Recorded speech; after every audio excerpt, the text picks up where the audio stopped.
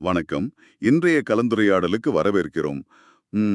நீங்க எப்பதாவது யோசிச்சிருக்கீங்களா? உங்க எண்ணங்களுக்கும், உங்க மூளையோட செயல்பாடுக்கும் ஒரு ஆழமான தொடர்பு இருக்குன்னு? ஆமா. உங்க சிந்தனைகளால உங்க உடல் நலம், மனநலம், ஏன் உங்க வாழ்க்கையோட போக்கையே மாத்தி அமைக்க முடியும்னு சொன்னா, அது ஆச்சரியமா இருக்கா? நிச்சயமா ஆச்சரியமா இருக்கலாம் சிலருக்கு. ஆனா இது சும்மா கற்பனை இல்ல. இன்னைக்கு நாம டாக்டர் கேரோலின் லீஃப் எழுதின ஸ்விட்ச் ஆன் யுவர் பிரெயின் புத்தகத்தோட முக்கிய கருத்துக்களை பத்தி பேச போறோம். ஓ! Doctor Caroline Leaf. சரி. ஆமா. நம்ம மனசு தான் நம்ம மூளைய கண்ட்ரோல் பண்ணுது. நம்ம தேர்வுகளும், சிந்தனைகளும் நம்ம மூளையோட அமைப்பையே மாத்துற சக்தி அதுக்கு இருக்குங்கிறது தான் இதோட அச்சாண்டி. இது ஏதோ மோட்டிவேஷன் பேச்சு இல்ல. இது நரம்பியல் அறிவியல், அதாவது நியூரோ சயின்ஸ்ல இருக்கிற உண்மை. நம்ம மனமே மூளைய கட்டுப்படுத்துதா? எனக்கு தெரிஞ்சு பல காலமா மூளைங்கிறது ஒரு மிஷின் மாதிரி. அதோட போக்க மாத்த முடியாதுன்னு தானே நினைச்சிட்டு இருந்தோம். ஆமா, ஆமா. அது மனவேத கருத்து. ஆனா இப்ப இருக்கிற அறிவியல், குறிப்பா நியூரோபிளாஸ்டிசிட்டி மாரி துறைகள் நம்ம மூளை தொடர்ந்து மாறிக்கிட்டே இருக்குன்னு நிரூபிச்சிருக்கு. ம். இந்த மாற்றத்தை எது இயக்குது தெரியுமா? நம்ம மனசு, நம்ம எண்ணங்கள். மனம்தான் பொருள, அதாவது மேட்டர கட்டுப்படுத்துதுன்னு அறிவியல் இப்போ ஒத்துக்குது. அப்போ எண்ணங்கள்ங்கிறது சும்மா காத்துல கரையிற வார்த்தை இல்லையா? அது எப்படி மூளைய மாத்த முடியும்? அதுதான் புரியல. இல்ல, அதுதான் இதுல ரொம்ப முக்கியமான விஷயம். எண்ணங்கள் வெறும் அருவமானது, இம்மெட்டீரியல் இல்ல. அதுக்கு உண்மையான பௌதீகமான, அதாவது பிசிக்கல் தாக்கம் இருக்கு. ஓ! அப்படியா? நீங்க ஒரு எண்ணத்தை நினைக்கும்போது அது உங்க மூளையில சில கெமிக்கல், எலக்ட்ரிக்கல் சிக்னல்ஸ் தூண்டுது. அதனால புதுசா புரோட்டீன்ஸ் உருவாகுது. புரதங்களா? மூளையில? ஆமா, இந்த புரோட்டீன்ஸ் தான் உங்க எண்ணங்களோட பிசிக்கல் வடிவம். அதுங்க தான் புதுசா நியூரல் பாத்வேஸ், அதாவது நரம்பியல் இணைப்புகளை உருவாக்குது. கேட்கவே ரொம்ப பிரமிப்பா இருக்கு. நம்ம சாதாரணமா தினமும் நினைக்கிற எண்ணங்கள் கூட மூளையில இப்படி பிசிக்கல் மாற்றங்கள உருவாக்குதா? ஆமா, இன்னும் சொல்லப் போனா நம்ம எண்ணங்கள், நம்ம மரபணுக்கள், ஜீன்ஸ் இருக்கு இல்லையா, அதோட செயல்பாட்டையும் பாதிக்குது. ஜீன்ஸோட செயல்பாட்டியா? ஆமா, இதுக்கு பேரு எபிஜெனெடிக்ஸ். சிம்பிளா சொல்லணும்னா உங்க டிஎன்ஏ ஒரு பெரிய லைப்ரரி மாதிரி. அதுல நிறைய சமையல் குறிப்பு புக்ஸ், அதாவது ஜீன்ஸ் இருக்கு. சரி. எபிஜெனெடிக்ஸ்ங்கிறது அந்த லைப்ரரியன் மாதிரி. அதாவது உங்க எண்ணங்கள், உங்க தேர்வுகள், எந்த புக்கை யூஸ் பண்ணும், எதை அப்படியே ஷெல்ஃப்ல வைக்கணும்னு அந்த லைப்ரரியன் முடிவு பண்ணுவாரு. ஓஹோ! அதே மாதிரி உங்க எண்ணங்கள் எந்த ஜீன்ஸ் வேலை செய்யணும், எது செய்யக்கூடாதுன்னு முடிவு பண்ணுது. நீங்க ஜீனிய மாத்துறதில்ல, ஆனா அதோட வெளிப்பாட்ட, ஜீன் எக்ஸ்பிரஷனை மாத்துறீங்க. அப்போ பரம்பரை வியாதி, இல்ல சில மனநிலை பாதிப்புகள், இதோட தாக்கம் கூட நம்ம எண்ணங்கள்னால மாற வாய்ப்பு இருக்கா? இது ரொம்ப ரொம்ப முக்கியமான கேள்வி. பாருங்க, டாக்டர் லீஃப் என்ன சொல்றாங்கன்னா, நம்மளோட 75-98% மனசு, உடல் அப்புறம் நடத்தை சம்பந்தமான நோய்களுக்கு நம்மளோட நச்சு சிந்தனைகள், டாக்ஸிக் தாட்ஸ் தான் காரணம்னு சொல்றாங்க. 75-98%? நம்பவே முடியலையே! ஆமா, இது ஒரு திகைப்பூட்டும் புள்ளிவிவரம். மரபணுக்கள் ஒரு ப்ரீடிஸ்பொசிஷன், ஒரு முற்சார்பு வேணா ஏற்படுத்தலாம். ஆனா அது நம்ம விதிய தீர்மானிக்கிறது இல்ல. இதுதான் மரபணு கட்டுக்கதை, ஜீன் மித். ம். ம். நம்ம முன்னோர்களோட தவறான தேர்வுகள்னால சில பாதிப்புகளுக்கான சாத்தியம் நமக்கு இருக்கலாம். ஆனா அந்த ஜீன்ஸ ஆன் பண்ணலாமா வேண்டாமாங்கிறத நம்ம இன்னைக்கு நினைக்கிற எண்ணங்களும் தேர்வுகளும் தான் பெரும்பாலும் முடிவு பண்ணுது. இது நிஜமாவே பெரிய நம்பிக்கையை கொடுக்குதே. ஆனா, நம்ம எண்ணங்கள நாமளே தான் தேர்வு செய்றோமா? சில சமயம் வேண்டாத எண்ணமெல்லாம் தானா வருதே. அப்போ ஃப்ரீ வில், சுதந்திர விருப்பங்கிறது உண்மையா? சுதந்திர விருப்பம் உண்மைதான், அது மாய இல்ல. நியூரோ சயின்ஸ் இத சப்போர்ட் பண்ணுது. நாம செய்யற ஒவ்வொரு தேர்வும் நம்ம மூளையோட கெமிஸ்ட்ரியையும் நியூரல் கனெக்ஷன்ஸையும் மாத்துது. சரி.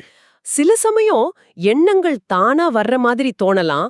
ஆனா அந்த எண்ணத்தை பிடிச்சு, அதை ஆராய்ஞ்சு, அதை தொடர்ந்து நினைக்கலாமா வேண்டாமான்னு முடிவு பண்ற திறன் நமக்கு இருக்கு. டாக்டர் லீஃப் இத மல்டிபிள் பர்ஸ்பெக்டிவ் அட்வான்டேஜ், எம்பிஏன்னு சொல்றாங்க. எம்பிஏ அப்படின்னா? அதாவது ஒரு சூழ்நிலைய வெளிய நின்னு பல கோணங்கள்ல பாக்குற திறன். இது நம்ம முன்மூளை பகுதியில, ஃப்ரண்டல் லோப்ஸ்ல இருக்கு. இதனால நாம உணர்ச்சி வசப்படாம நம்ம எண்ணங்களை நாமளே வழி நடத்த முடியும். சரி. நம்ம எண்ணங்கள் மூளைய மாத்தும், ஜீன்ஸ பாதிக்கும்னு பார்த்தோம். இந்த மூளையோட மாறும் தன்மை, நியூரோபிளாஸ்டிசிட்டி பத்தி இன்னும் கொஞ்சம் விளக்கமா சொல்லுங்களேன். நியூரோபிளாஸ்டிசிட்டி, இதுதான் இந்த முழு கான்செப்டோட இதயம்னே சொல்லலாம். உங்க மூளை ஒரு கல்லு மாதிரி இல்ல, அது களிமண் மாதிரி. உங்க எண்ணங்களும் கையால நீங்க அதை வடிவமைக்க முடியும். ம். அப்படியா? நீங்க எதை திரும்ப திரும்ப நினைக்கிறீங்களோ, எந்த உணர்வை அடிக்கடி உணர்றீங்களோ, அதுக்கேத்த மாதிரி உங்க மூளையில புது பாதைகள் உருவாகும். இல்லனா பழைய பாதைகள் இன்னும் ஸ்ட்ராங் ஆகும். இதுதான் ரோமர் 12.2ல சொல்ற உங்கள் மனம் புதிதாகிறதுனாலே மறுரூபமாகுங்கள்ங்கிறதுக்கான அறிவியல் விளக்கம். ஆமாமா, கேள்விப்பட்டிருக்கேன். நாமளே நம்ம மூளையோட பிரெயின் சர்ஜன்ஸ் மாதிரி செயல்பட முடியும். ஆனா இது நல்லதுக்கும் வேலை செய்யும், கெட்டதுக்கும் வேலை செய்யும்னு சொன்னீங்க இல்லையா? ஆமா, அதுதான் இதுல இருக்கிற சவால். இத பிளாஸ்டிக் முரண்பாடு, பிளாஸ்டிக் பாரடாக்ஸ்னு சொல்லலாம். நீங்க தொடர்ந்து கவலைப்பட்டா, பயந்தா, கோபப்பட்டா அதுக்கான நச்சுப்பாதைகள் உங்க மூளையில வலுப்பெறும். ம், சரி. PTSD மாதிரி மன அழுத்த பாதிப்புகளுக்கு இதுவும் ஒரு காரணம். அந்த அதிர்ச்சியான நினைவை திரும்ப திரும்ப நினைக்கிறதுனால அந்த கனெக்ஷன் ரொம்ப ஸ்ட்ராங் ஆயிடுது. ஆனா அதே நியூரோபிளாஸ்டிசிட்டியை யூஸ் பண்ணி நல்ல ஆரோக்கியமான பாசிட்டிவ் எண்ணங்களை வளர்த்து அந்த நச்சு பாதைகளை வீக்காக்கி புது நல்ல பாதைகளை உருவாக்கவும் முடியும். அப்போ வர்ற எண்ணங்கள் எல்லாம் அப்படியே விட்டுறாம அதை பிடிக்கணும்னு சொல்றீங்க. அது எப்படி முடியும்? சும்மா ஓடிட்டே இருக்குமே. அது ரொம்ப முக்கியம். 2 கொரிந்தியர் 10.5 சொல்ற மாதிரி எந்த எண்ணத்தையும் கிறிஸ்துவுக்கு கீழ்ப்படிய சிறைப்படுத்துறவர்களா இருக்கணும். அதாவது நம்ம மனசுல ஓடுற எண்ணங்களை கவனிக்கணும். கவனிக்கணுமா? ஆமா, அது எங்கிருந்து வருது, அது உண்மையா, அது நமக்கு நல்லதா இப்படின்னு ஆராயணும். கண்ட்ரோல் இல்லாம ஓடுற நச்சு எண்ணங்களை அடையாளம் கண்டு அதை நிறுத்துறது அவசியம். ஒரு நாளைக்கு கொஞ்ச நேரம், ஒரு 5லிருந்து 16 நிமிஷம் கூட போதும். நம்ம கவனத்தை ஒருமுகப்படுத்தி நம்ம எண்ணங்களை கவனிக்கிற பயிற்சி செஞ்சாலே மூளையில நல்ல மாற்றங்கள் வரும், மன அமைதி கிடைக்கும். எப்பவுமே இப்படி கவனமாவே இருக்கணுமா? மூளைக்கு ஓய்வே தேவையில்லையா? நல்ல கேள்வி. நம்ம மூளை எப்பவுமே சுறுசுறுப்பா தான் இயங்கிட்டு இருக்கு. குறிப்பா நம்ம ஆழ் மனசுல, நான் கான்ஷியஸ் மைண்ட்ல தான் நிறைய ஆக்டிவிட்டி நடக்குது.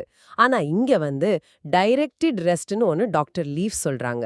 Directed rest. ஆமா, அதாவது வெளி உலகத்துல இருந்து நம்ம கவனத்தை திருப்பி அமைதியா உள்நோக்கி சிந்திக்கிறது. தியானம், ஜபம் இல்ல சும்மா ஒரு விஷயத்தை பத்தி ஆழமா யோசிக்கிறது. இந்த நேரத்துல டிஃபால்ட் மோட் நெட்வொர்க், DMN சொல்ற மூளையோட ஒரு பகுதி நல்லா வேலை செய்யும். DMN. சரி. இது ஆழமான சிந்தனை, சுய பரிசோதனை, திட்டமிடல், கிரியேட்டிவிட்டி இதுக்கெல்லாம் உதவுது. இத மூளையோட ஓய்வு நாள், சாபத் இன் த பிரெயின்னு கூட சொல்லலாம். இதுக்கு opposite task positive network, TPN.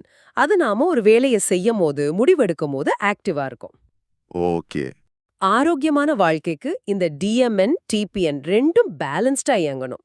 நச்சு சிந்தனைகள் இந்த பேலன்ஸை கெடுத்துரும். இப்போ நிறைய பேர் ஒரே நேரத்துல பல வேலை செய்ய முயற்சி பண்றோம். மல்டி டாஸ்கிங் அது ஒரு திறமன்னு கூட நினைக்கிறோம். அத பத்தி இந்த புக் என்ன சொல்லுது? மல்டி டாஸ்கிங் ஒரு கட்டுக்கதைன்னு டாக்டர் லீவ் சொல்றாங்க. நிஜத்துல நாம ஒரே நேரத்துல பல வேலை செய்யறதில்ல. நம்ம கவனத்தை ரொம்ப வேகமா ஒரு வேலையில இருந்து இன்னொன்னுக்கு மாத்திக்கிட்டே இருக்கோம். ஓ, அப்படியா? அவங்க இத மில்க் ஷேக் மல்டி டாஸ்கிங்னு சொல்றாங்க. நம்ம மூளை செல்களை ஒரு மில்க் ஷேக் மாதிரி கலக்கிறதுக்கு சமம்னு. இது கவனக்குறைவு, மோசமான முடிவுகள், மெமரி லாஸ், ஏன் பிரெயின் டேமேஜுக்கு கூட வழிவகுக்கும்னு சொல்றாங்க. அடியப்பா. ஆழமான ஒருமுகப்படுத்தப்பட்ட கவனம், டீப் ஃபோக்கஸ்ட் அட்டென்ஷன் தான் மூளைக்கு நல்லது. நீதிமொழிகள் 4:20-23 சொல்ற மாதிரி நம்ம செவியையும் இருதயத்தையும் ஒருமுகப்படுத்தும் போது அது ஆரோக்கியத்தை தரும். குவாண்டம் இயற்பியல் பத்தியும் இதுல பேசுதுன்னு சொன்னீங்க. அது எப்படி நம்ம எண்ணங்களோட சம்பந்தப்படுது? கொஞ்சம் கஷ்டமா இருக்குமே அது. ஆமா, இது கொஞ்சம் ஆழமான விஷயம்தான். ஆனா சுருக்கமா சொல்றேன். குவாண்டம் பிசிக்ஸ்ல பார்வையாளர் விளைவு, அப்சர்வர் எஃபெக்ட்னு ஒன்னு உண்டு. ம். அதாவது நாம எதன் மேல கவனம் செலுத்துறோமோ அது பல சாத்தியக்கூறுகள்ல இருந்து, ப்ராபபிலிட்டிஸ்ல இருந்து ஒரு யதார்த்தமா ஆக்சுவாலிட்டியா மாறுது. நம்ம கவனமும் தேர்வும் தான் சாத்தியக்கூறுகளை உண்மையாக்குது. புரியுற மாதிரி இருக்கு. எதிர்மறையான சாத்தியக்கூறுகள் இருக்கலாம். ஆனா நாம அதை நம்பி அது மேல கவனம் செலுத்தி அதை தேர்வு செய்யும் போதுதான் அது நம்ம வாழ்க்கையில நிஜமாகுது. அப்புறம் குவாண்டம் ஜீனோ எஃபெக்ட், QZEன்னு ஒன்னு இருக்கு. QZE. ஆமா, அது என்ன சொல்லுதுன்னா, திரும்ப திரும்ப ஒரு விஷயத்துல கவனம் செலுத்துறதும் முயற்சி செய்யறதும் ரெபிடேஷன் அந்த மாற்றத்தை நிலைநிறுத்துதுன்னு சொல்லுது.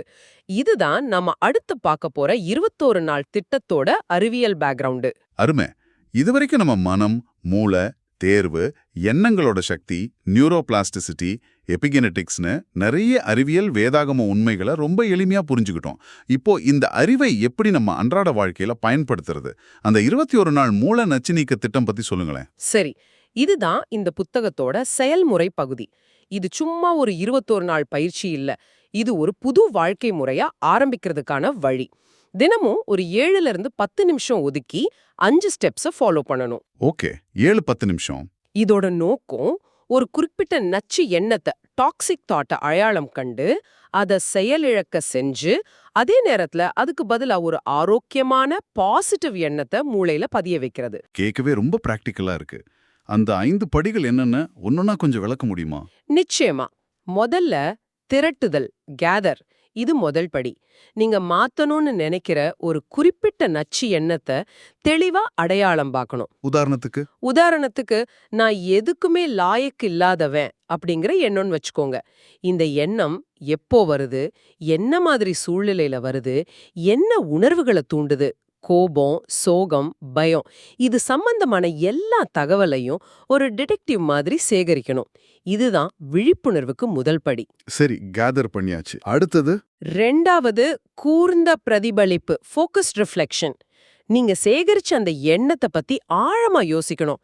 இந்த எண்ணம் உண்மையா? இதுக்கு ஆதாரம் என்ன? இது எங்கிருந்து வந்துச்சு? இதனால என்ன விளைவு? இப்படி பல கோணத்துல அதை அலசி ஆராயணும். ஒரு பிரச்சனைய வெளிச்சத்துக்கு கொண்டு வந்தாதான் அதை சரி செய்ய முடியும். இந்த ஸ்டேஜ்ல அந்த நச்சு எண்ணம் மாற்றத்துக்கு தயாராகுது. அத லேபைல் ஸ்டேட்னு சொல்வாங்க. ஓகே, ரிஃப்ளெக்ட் பண்ணியாச்சு. அடுத்து 3வது எழுதுதல், ரைட். உங்க சிந்தனைகளை எழுதணும். நீங்க திரட்டின தகவல், உங்க ரிஃப்ளெக்ஷன்ஸ், அந்த நச்சு எண்ணம், அதனால வர்ற உணர்வுகள் எல்லாத்தையும் எழுதுங்க. சும்மா வரி வரியா எழுதணும்னு இல்ல. வேற எப்படி எழுதலாம்? ஒரு மைய எண்ணத்தை நடுவுல எழுதி அதிலிருந்து கிளைகளா உங்க எண்ணங்களை ஒரு மைண்ட் மேப் மாதிரி வரையலாம். இத டாக்டர் லீஃப் மெட்டகாக்னு சொல்றாங்க. எழுதுறது உங்க சிந்தனைகளை தெளிவுபடுத்தும், மூளையில பதிய வைக்கும். சரி, 4வது படி. 4வது மறுபரிசீலனை, ரீவிசிட். இப்போ நீங்க எழுதுனதை திரும்ப பாருங்க. அந்த நச்சு எண்ணம் எவ்ளோ பொய்யானது, யதார்த்தம் இல்லாததுன்னு புரிஞ்சுக்குவீங்க. அதுக்கு பதிலா நீங்க என்ன ஆரோக்கியமான, உண்மையான, பாசிட்டிவ் எண்ணத்தை உருவாக்க விரும்புறீங்கன்னு தெளிவா வடிவமைக்கணும். உதாரணமா, அதே நான் எதுக்கும் லாயக்கில்லாதவன் எண்ணத்துக்கு பதிலா தேவன் என்னை நேசிக்கிறார், நான் அவரால் மதிப்புள்ளவள் அப்படிங்கிற மாதிரி ஒரு சத்தியத்தை எழுதலாம். இந்த புது எண்ணத்தை எப்படி நடைமுறைப்படுத்துறதுன்னு பிளான் பண்ணணும். ரொம்ப நல்லா இருக்கு. கடைசி படி என்ன? 5வது செயலூக்கமான முயற்சி, ஆக்டிவ் ரீச். இதுதான் ரொம்ப ரொம்ப முக்கியமான படி. இதுல தான் உண்மையான மாற்றம் நடக்குது. நீங்க புதுசா உருவாக்கின ஆரோக்கியமான எண்ணத்தை நாள் முழுக்க கான்ஷியஸா பிராக்டிஸ் பண்ணணும். நாள் முழுக்கவா? ஆமா. எப்பெல்லாம் அந்த பழைய நச்சு எண்ணம் தலை தூக்குதோ அப்பெல்லாம் உடனே இந்த புது ஆரோக்கியமான எண்ணத்தை சொல்லி அதை எதிர்க்கணும். அந்த புது எண்ணத்துக்கு ஏத்த மாதிரி செயல்பட முயற்சி செய்யணும். உதாரணமா, தாழ்வு மனப்பான்மை வரும்போது உங்களை நீங்களே திட்டிக்கிறதுக்கு பதிலா நீங்க நன்றியோடு இருக்கிற 3 விஷயத்த சொல்லலாம். இந்த ஆக்டிவ் ரீச் தான் பழைய நச்சு இணைப்பை பலவீனப்படுத்தி புது ஆரோக்கியமான இணைப்பை மூளையில ஸ்ட்ராங் ஆக்கும். இந்த 5 படிகளும் ரொம்ப தெளிவா இருக்கு. ஆனா 21 நாள் மட்டும் போதுமா? ஒரு பழக்கத்தை மாத்த நிறைய நாள் ஆகுமே. மிக சரியான கேள்வி. 21 நாளுங்கிறது சயின்டிஃபிக்கா ஒரு புது நியூரல் பாத்வே, அதாவது நரம்பியல் பாதை உருவாகத் தொடங்கறதுக்கு தேவையான மினிமம் டைம். ஓ, மினிமம் டைம் தானா? தொடர்ந்து குறைஞ்சது இன்னும் 21 நாள் சைக்கிள்ஸ், அதாவது மொத்தம் 63 நாள், இல்ல சில சமயம் அதுக்கு மேலையும் விடாமுயற்சியா பிராக்டிஸ் பண்ணணும். 63 நாள், அப்பதான் அது பழக்கமா மாறும். ஆமா, சைக்கிள் ஓட்ட பழகுற மாதிரி தான். முதல்ல கஷ்டமா இருக்கும், ரொம்ப கவனம் தேவைப்படும். ஆனா பழக பழக அது தானா வரும். நீங்க எதை அதிகமா பிராக்டிஸ் பண்றீங்களோ அது உங்க மூளையில ஸ்ட்ராங் ஆகும். அப்போ நம்ம மன ஆரோக்கியம், ஓரளவுக்கு உடல் ஆரோக்கியம் கூட நம்ம கையில தான் இருக்குன்னு நல்லா புரியுது. இது நிஜமாவே ஒரு சக்தி வாய்ந்த செய்தி. ஆமா, சந்தேகமே இல்ல. நீங்க உங்க பயாலஜியோடயோ இல்ல உங்க கடந்த காலத்தோடயோ கைதி இல்ல. உங்க மூளையோட நியூரோபிளாஸ்டிசிட்டி, உங்க எண்ணங்களோட எபிகெனெட்டிக் தாக்கம், எல்லாத்துக்கும் மேல உங்க கிட்ட இருக்கிற தேர்வு செய்யற திறன், இதெல்லாம் உங்களுக்கு நம்பிக்கையும் உங்க வாழ்க்கைய மாத்தி அமைக்கிற ஆற்றலையும் தருது. நச்சு எண்ணங்களை வேரோட புடுங்கி எறிஞ்சு ஆரோக்கியமான சத்தியமான எண்ணங்களை நட்டு வளர்க்கறது மூலமா உங்க உண்மையான திறனை நீங்க அடைய முடியும். இந்த ஆழமான பயனுள்ள கலந்துரையாடலுக்கு ரொம்ப நன்றி. நீங்க சொன்ன விளக்கங்களெல்லாம் அவ்வளோ தெளிவா இருந்துச்சு. சரி, நீங்க இந்த கருத்துக்களை கேட்ட பிறகு உங்ககிட்ட ஒரு கேள்வி எழலாம். உங்கள அடிக்கடி பின்னுக்கு இழுக்கிற, உங்க சந்தோஷத்தை திருடுற ஒரு குறிப்பிட்ட நச்சு எண்ணம் இல்லனா சிந்தனை போக்கு எதுன்னு உங்களால அடையாளம் காண முடியுதா? ம் ஒருவேளை அது விடாத கவலையா இருக்கலாம், இல்ல மன்னிக்க முடியாத ஒரு கசப்பா இருக்கலாம், இல்ல உங்கள பத்திய ஒரு தாழ்வான எண்ணமா இருக்கலாம். இன்னைக்கு நாம பேசின இந்த 5 படிகளை பயன்படுத்தி அந்த ஒரு எண்ணத்தை மாத்தி அமைக்க நீங்க இன்னைக்கு ஒரு சின்ன முயற்சி எடுத்தா, உங்க வாழ்க்கையில என்னென்ன புது அற்புதமான விஷயங்கள் நடக்க வாய்ப்பு இருக்குன்னு கொஞ்சம் யோசிச்சு பாருங்க. இது உங்களுக்கான சிந்தனை. மீண்டும் சந்திப்போம்.